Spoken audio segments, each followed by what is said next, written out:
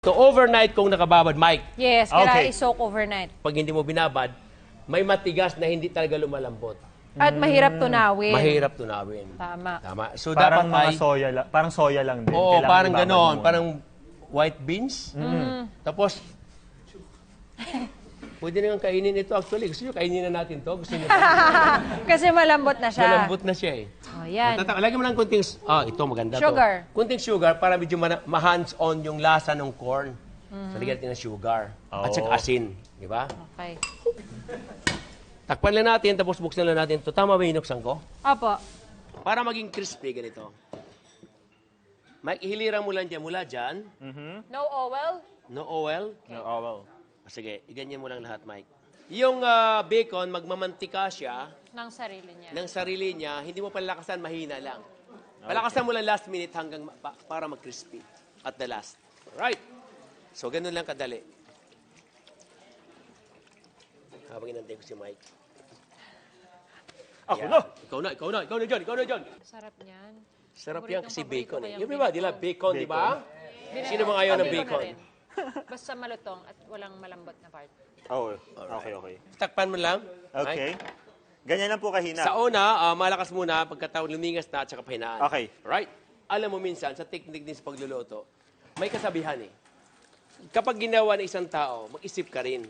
Paano ko pag gagawin na maganda? Di ba? Tama? Kailangan pala may puwersa to, no? Oo. Lalabas yung mantika, nakita mo? Pabayaan mo lang siya. Hindi siya maghiwalay, Ay, dikit-dikit yan na. pa rin. Bubula. Tapos baliktarin mo yan, buo rin. Okay. Mamaya. Sige. Oo. Ako ba gagawa ng pagbaliktad? Pwede. Of course. Ikaw Chef, talaga. timplano natin yung normal. Ha? Yung normal na binatog. Anong gusto mo? Maalat-alat ng konti. Maalat-alat. May kunting sugar? Konting-konti lang. Okay, chef. Plain. Yes. Nagbe-baconize siya. Okay lang. Ay. Hanggang maging crispy siya. Aapaw yan yung kanyang mantika, yun maging crispy. Apaw. Oh, yung ibig sabihin yung Mad-deep fry siya. lahat Okay, ng okay. mantika lalabas yan. Okay. Pag lumabas na yan, maging fried na siya. Yeah, dun din siya nagiging crispy. Yes. Ayan. Okay lang. Pwede takpan ulit, Mike. Okay. Now, Bayan lang natin. gusto mo bang Tulungan ko kayo, chef. Pa-order po. order yung request Ano niya pong eh. gusto niyo, ma'am? Isang maalat-alat ng binatog. Maalat-alat daw ng binatog. May nyog Ang po, ma'am. dami! Sabi mo. Sabi niya, di ba? Ditigan natin. O yan. Nyog. Bira naman, May oh. nyog. Yes, please. Put a little sugar. Just a little. A little. Little lang ah. Little lang ah. Okay, enough na.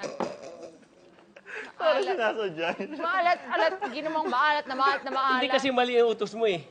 Pag hindi mo lagyan mo ng asin, asin lang ilagay ko. Pag alat, tatlo talaga eh. Chef naman eh. Para may gusto kong gagawin.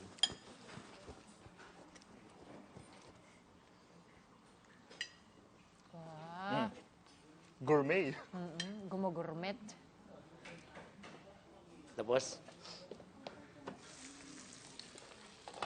anong lagay mo? Tuyot. Ayan, okay na yan. Okay to. Yes, bayan mo na siya hanggang mag-dry. Okay. Bahala ka daw dyan. Gnocchi. Sige. Ma'am, Thank you. ang inyo pong binatog. Thank you Dagdag- so much for my binatog. Okay na siya. Lakasan natin. Lakasan Ayan. natin. Go. Saan? Sakto na to, Tanggalin Mike natin. na.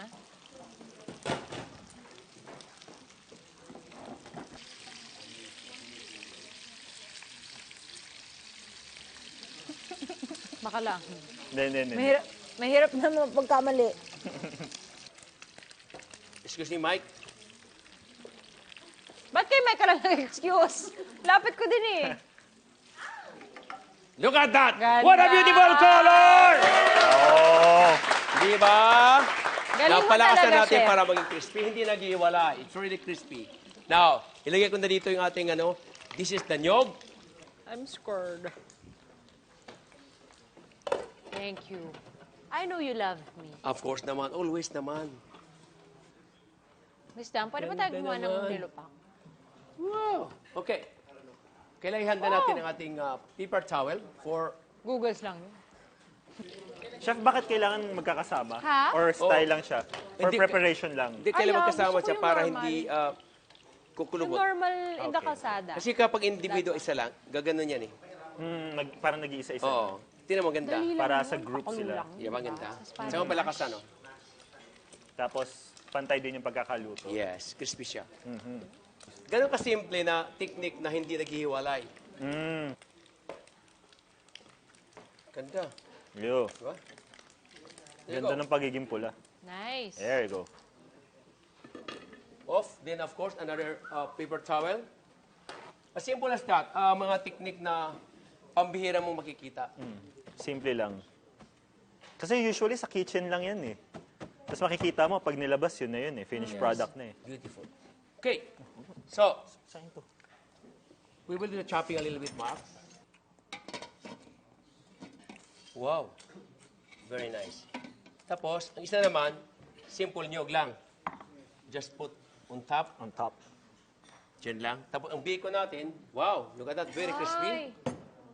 Penge. Mike. Enough na yung nyog natin yan, chef?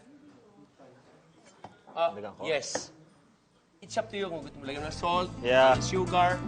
Of course, salt kapag yung regular na... Oh, ito, bigyan ko na ito. Sayang naman ito eh. Alright! Isang classic binatog at isang binatog with bacon and cheese. B1, B2! B2!